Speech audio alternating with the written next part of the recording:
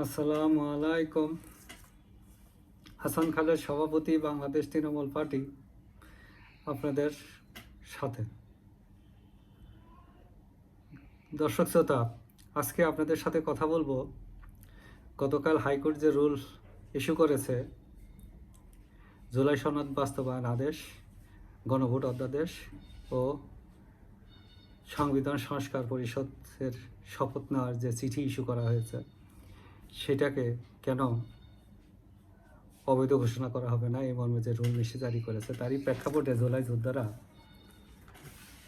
উৎকণ্ঠা প্রকাশ করেছে। তারা এখন যেটা বলা বলি করতেছে সেটা হলো, গণভোট যদি অসাংবিধানিক হয় তাহলে তার সাথে যে জাতীয় সংসদ নির্বাচন হয়েছে সেটা অসাংবিধানিক নয় কেন? গণভোট অসাংবিধানিক এই কারণে গণভোটের বিষয়টা সংবিধানে উল্লেখ নাই, তাই এটা অসাংবিধানিক। আর অসাংবিধানিক হলে আইন বিগড়িত, আইন নাই, ওই সংক্রান্ত কোনো আইনই নাই, সুতরাং এটা সরাসরি বাতিলযোগ্য। যে গণভোট এটা বাতিল, এটা একেবারেই বাতিল, এটা নিয়ে আর কোনো আলোচনা করার দরকার নেই। এখন আসতেছে আলোচনার বিষয়টা হচ্ছে জাতীয় সংসদ নির্বাচন। এখন প্রশ্ন হলো, জাতীয় সংসদ নির্বাচন কি অসাংবিধানিক না বেআইনি? জাতীয় সংসদ নির্বাচনটা হলো বেআইনি, অসাংবিধানিক না।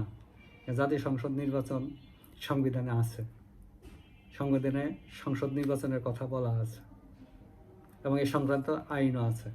সংসদ নির্বাচন কখন হয়? মেয়াদ শেষে, এবং কোনো কারণে যদি মধ্যবর্তী অবস্থায় সংসদ ভেঙে যায় তাহলে সেক্ষেত্রে সংসদ নির্বাচন হয় এবং এই সংক্রান্ত আইন আছে। এখন এই যে সংসদ নির্বাচনটা হইল, সেটা কি যথাযথ হয়েছে কিনা, এখন এটা দেখতে হলে কি করতে হবে?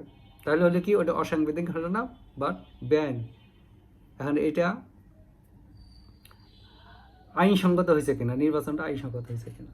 নির্বাচনটা আইনসঙ্গত হওয়ার পিছনে দুটা কারণ থাকতে হবে, কমপক্ষে দুইটা কারণ থাকতে হবে। একটা হইল, একটা বৈধ সরকার, সাংবিধানিক সরকারের অধীনে নির্বাচনটা হইতে হবে, আর একটা হলো নির্বাচনটা অবাধ হইতে হবে, অন্তর্ভুক্তিমূলক আমরা যেটা বলি, এটা হইতে হবে। তাইলে আর নির্বাচন নিয়ে কোনো সমস্যা নেই। নির্বাচনে কি হয়েছে, জালিয়াতি, কারচুপি, সিলমার, আগারাতে ভোট দেওয়া, আমি ওইদিকে যাচ্ছি না। এই দুই পয়েন্টেই, শুধু এই দুইটা পয়েন্টেই আমি আপনাদেরকে আলোচনা সীমাবদ্ধ রাখতে চাচ্ছি। তো এখন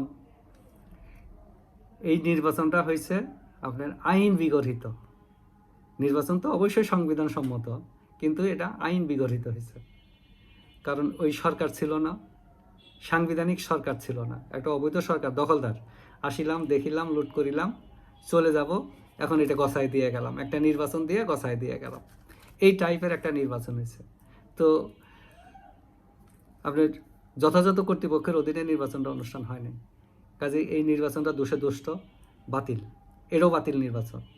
আবার আরেকটা পয়েন্ট দেখেন, একটা বড় দলকে কি করা হয়েছে, ফোর্সলি নির্বাচনের, ওই যে দস্যুরা যারা ক্ষমতা দখল করছিল তারা ফোর্সলি এটা নির্বাচন থেকে বাইরে রেখে গেছে, ইচ্ছা মতো ভোট করছে। কাজে এটা হয়েছে নাগরিক অধিকার হরণ করা হয়েছে, নাগরিক অধিকার হরণ করে সংবিধান লঙ্ঘন করা হয়েছে, সুতরাং এটা বেআইনি হয়েছে এবং নির্বাচনটা বাতিল। এই দুইটা কারণে নির্বাচনটা বাতিল।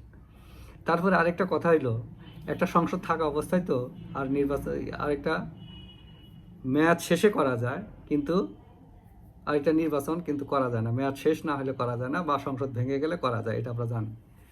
তো এখন এটা হয়েছে কি, 6 আগস্ট 2024 কি সংসদ ভেঙেছিল, সেটা কি বিধিসম্মত?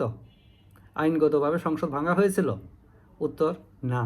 কেন? সংসদ নেতা বা প্রধানমন্ত্রী রাষ্ট্রপতিকে সংসদ ভেঙে দেওয়ার জন্য অনুরোধ করে নাই, সুতরাং রাষ্ট্রপতি একলা সংসদ ভাঙতে পারে না। কাজে ওই সংসদ রয়ে গেছে।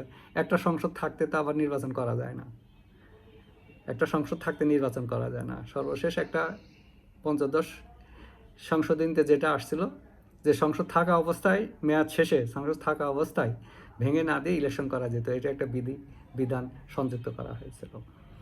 কিন্তু মেয়াদ শেষ হইতে হবে অথবা সংসদ ভাঙতে হবে, দুইটা কারণ।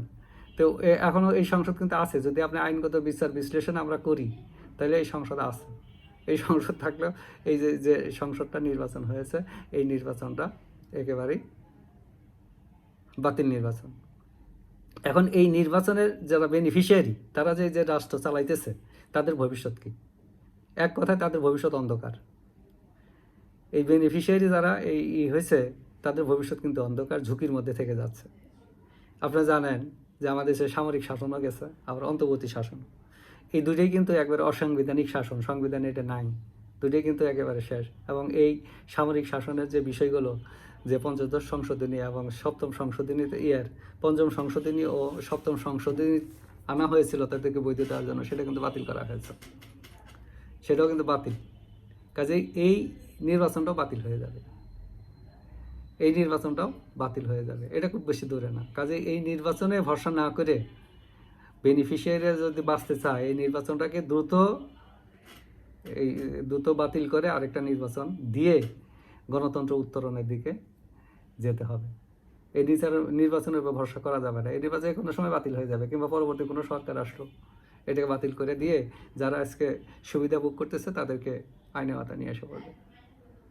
কাজে আমরা সবাই ঝুঁকিমুক্ত থাকি। তো এটা আমাদের প্রুফ হলো যে সংবিধান সম্মত আর অসাংবিধানিক এই বিষয়টা আমরা বুঝতে পারলাম। গণভোট সরাসরি অসাংবিধানিক এবং নির্বাচনটা সাংবিধানিক বাট কর্তৃত্ব বহির্ভূত। কাজেই বাংলাদেশ তৃণমূল পার্টি চায় আমরা গণতন্ত্রের দিকে যাওয়ার জন্য দ্রুত আরেকটা অংশগ্রহণ অন্তর্ভুক্তিমূলক নির্বাচনের মাধ্যমে সংসদ গঠন করে গণতন্ত্রের দিকে এই জাতিকে এগিয়ে নিয়ে যাই। আমরা সকলেই ঝুঁকিমুক্ত থাকি, নিরাপদ থাকি, যে যেখানে থাকি সুস্থ থাকি, নিরাপদ থাকি। ধন্যবাদ সবাইকে।